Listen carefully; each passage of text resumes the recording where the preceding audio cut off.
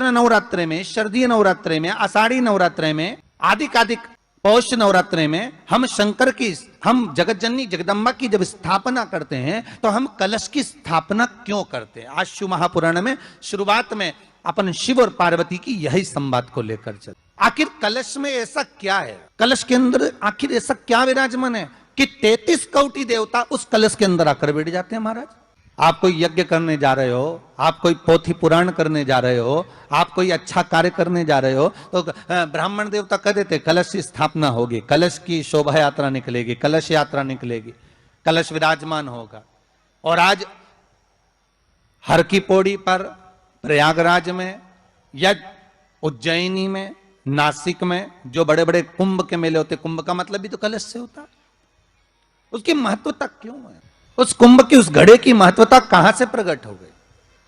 शिव महापुराण की कथा कहती है महाराज, भगवान औघड़दानी शंकर स्वयं आद्य शक्ति जगदम्बा से कहते हैं कि जगदम्बा तू क्या चाहती है बोल। तो जगत जननी जगदम्बा कहती है कि जहां मैं हूं वहां शंकर है। ये आपने कह दिया, पर जहां शंकर है वहां पार्वती का होना जरूरी है। उसके लिए सिद्ध करने के लिए एक स्थान ऐसा बनाया जाए जहां पर शंकर विराजमान है और शंकर के साथ पार्वती विराजमान है। तो शिव जी ने कहा, पार्वती उसके लिए मैं तुझे एक सुंदर कलश का निर्माण कर देता हूं। दुनिया का रचनाकार, दुनिया की रचना करने वाले महाराज, संपूर्ण ब्रह्मांड की रचना करने वाले, जिनको भगवान शिव ने स्वयं ब्रह्मदेव से कहा है कि ब्रह्मा जी तुम सृष्टि खंड को आगे बढ़ाइए, सृष्टि की रचना करिए। और आज ही के दिन, यही चैत्रीय प्रतिपदा के दिन, यही इसको कहते हैं नया संवत्सर, नया वर्ष। हिंदू धर्म में क्यों कहा जाता है? आज ही के दिन ब्रह्मा जी ने महाराज सृष्टि की रचना करना प्रारंभ करा था। आज ही के दिन भगवान शिव और ब्रह्मा का संवाद हुआ था। सीधे भगवान शंकर ब्रह्मदेव के पास जाकर बोले थे, हे ब्रह्मदेव आप सृष्टि की रचना करिए। तो ब्रह्मा जी ने पूछा था, सारे नक्षत्र आपने बनाए, सारे दिन आपने बनाए, सारी घड़ियां आपने बनाई, सारा पल आपने बनाया, मनुष्य की श्वास गिनती, काउंटिंग, अर्थात मनुष्य के शरीर की रोमावली, ये सब आपने निश्चित करी है। नवरात्रि का मतलब क्या होता है?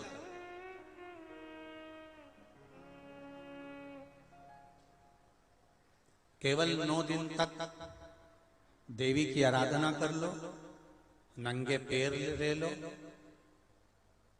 थोड़ा सा साबूदाना का फरियाल कर लो, मोरधन, चिप्स, पापड़ ये खा लो, या किसी देवी जी के मंदिर में जाकर नंगे पैर झंडा उठा के, ध्वजा उठा के, चुंदड़ी पकड़ के माता जी के मंदिर तक चले जाओ। क्या केवल नवरात्रि का मतलब यही है? या फिर कहीं गरबा हो रहा हो तो गरबे में चले जाओ? क्या नवरात्रि का मतलब केवल यही है? या घर में जोत लगा लो, नवरात्रि का मतलब यही है? घर में जवारे बो दो, नवरात्रि का मतलब क्या यही है? घट स्थापना कर दो, क्या नवरात्रि का मतलब केवल यही है?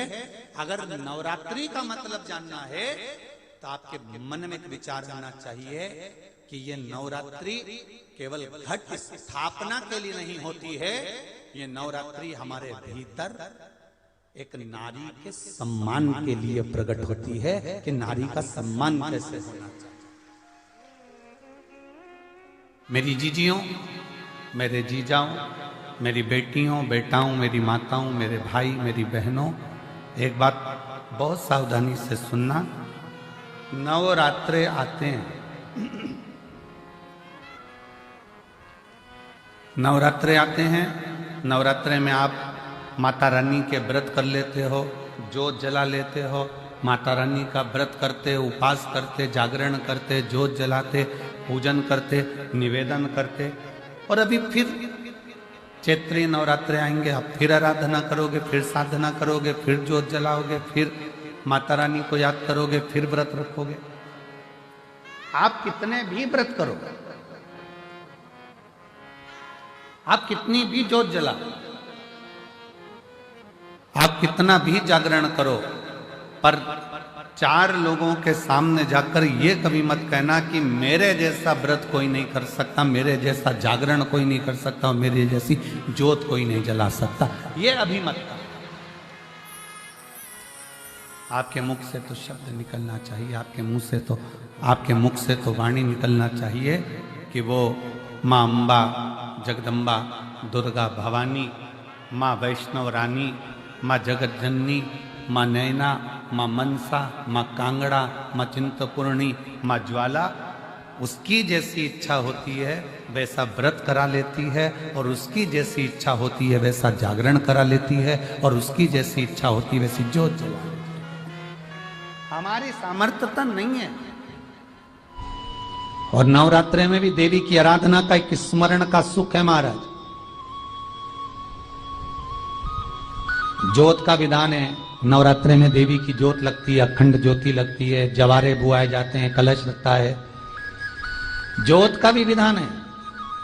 जिसके यहां दिया अखंड जलाया जाता है, अगर वो दिए की लो, दिए की बाती अगर दक्षिण दिशा की होती है तो उसके घर में साल भर में एक घात जरूर होती है।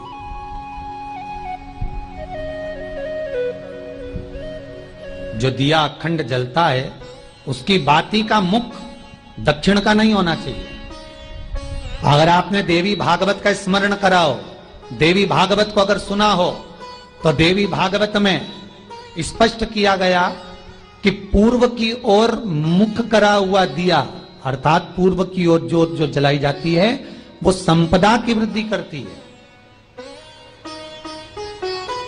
पश्चिम की ओर मुख कर कर जो ज्योत लगाई जाती है महाराज वो वैभव को देती है, और उत्तर की ओर जो मुख कर कर ज्योत जलाई जाती है, उत्तर की ओर जो ज्योत का मुख रहता है वो आयु की वृद्धि करती है, घर में अकाल मौत को रोकती है।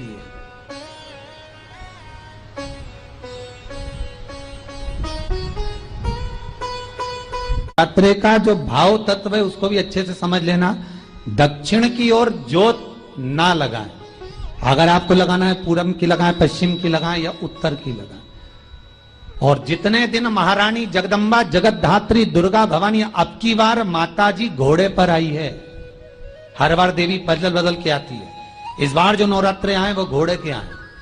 तो घोड़े पर जो देवी जी आती है वो समृद्धि को देने वाली आती है, लक्ष्मी की वृद्धि करने वाली आती है। जैसी घोड़े की रफ्तार होती है उस रफ्तार से लक्ष्मी घर में आती है। तो ये चिंता मत करना, मेरी मां जगत जननी दुर्गा भवानी अब की बार घोड़े पर आई है, साल भर में इतना धन दे देगी कि आपने पीछे के 4 साल में नहीं कमाया होगा, इतनी मेरी मां भंडार भर देगी। ये घोड़े पर आई है, कोई साधारण नहीं हो सकता। देवी भागवत में स्पष्ट किया गया, जब जगदम्बा मगर पर आती है उसका भाव अलग है, और जगदम्बा जब हाथी पर आती है उसका भाव अलग है, और जगदम्बा जब घोड़े पर आती है तो जगत को समृद्धिवान बना देती है, वैभव में कमी नहीं आती। अभी भले दुनिया के लोग अभी रोते हैं कि पैसा नहीं आ रहा, और चिंता ना करना, मेरी मां अगर घोड़े पर आई है तो उसका सुख आपको जरूर मिलेगा। एक जरा सी मिट्टी की दुकान भी अगर आप खोल कर बैठेंगे तो चांदी और सोना के बराबर कमाएंगे, इतना धन देगी वो मारा, साधारण नहीं है मेरी माता।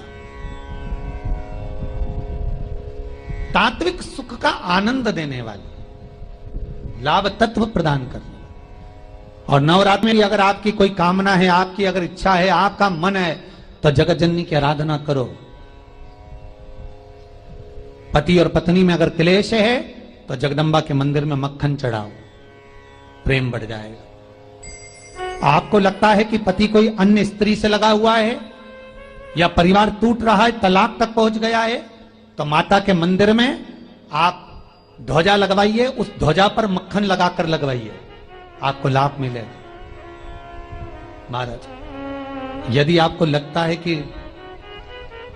बच्चे बहुत ज्यादा अपशब्द बोल रहे हैं, मुंह चला रहे हैं और प्रेम नहीं रख रहे, तो माता के मंदिर में लाल पुष्प, लाल चंदन और लाल चूड़ी मां को समर्पित करिए, प्रेम बढ़ेगा। बच्चा कभी आप जी से कम नहीं बोलेगा, प्रेम की भाषा निकलेगी मुंह से। मां जगत जननी की आराधना, जगदम्बा की उपासना। नवरात्रे में 9 दिन में से कोई एक दिन ऐसा ले लो जिस दिन कन्याओं का भोजन कराओ, साथ में उनको लाल चुनरी ओढ़ाओ या कोई लाल वस्त्र, लाल पूजन की सामग्री उनको दो, सुख मिलेगा, आनंद है। कोई अगर नवरात्रि का व्रत एक लौंग पर कर रहा है तो उसको करने दो। कोई नवरात्रि का व्रत अगर एक गिलास दूध पर कर रहा है तो उसको करने दो। अगर नवरात्रि का व्रत एक जरासी सुपारी पर कर रहा है तो करने दो। कोई नवरात्रि का व्रत कैसे कर रहा है उसको करने दो, उसकी मर्जी। तुम्हारे घर में जैसा व्रत होता है, तुम्हारे घर में जैसा नियम होता है, तुम वैसा करो। किसी को देखा देखी कर उसने 16 सोमवार का व्रत करा, उसने संकट सोमवार का व्रत करा, उसने चतुर्थी का व्रत करा तो मैं भी ऐसा करूंगी, उसने ऐसा करा तो मैं भी ऐसा करूंगी। नहीं नहीं नहीं नहीं, देखा देखी नहीं।